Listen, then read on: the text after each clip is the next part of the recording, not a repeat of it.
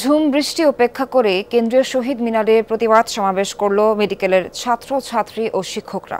সকাল 10টা নাগাদ চিকিৎসকদের পাশাপাশি অধ্যয়নরত মেডিকেল ও ডেন্টাল শিক্ষার্থীরা এই কর্মসূচিতে অংশ নেয়। স্বাস্থ্যকর অল টাইম ফ্যামিলি কেক, সব সময় অল টাইম হেলদি লাইফ।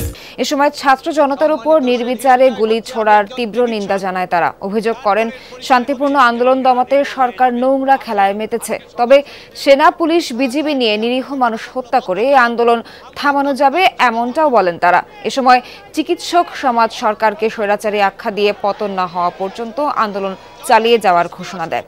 পরে শহীদ মিনার থেকে একটি মিছিল বের করা হয়, যা ঢাকা মেডিকেল কলেজের সামনে শেষ হয়। আমরা বৃষ্টি স্নাত হতে জানি, যতই ঝড় আসে নিয়ে দিন।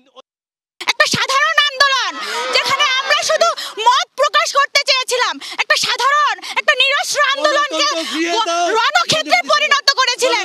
এত মানুষ মারা গেছে। শুরুতে যখন এই আন্দোলনটি কোটা সংস্কারের বিরুদ্ধে ছিল, এখন এই আন্দোলন রাষ্ট্র সংস্কারের জন্য, এই আন্দোলন প্রশাসন সংস্কারের জন্য।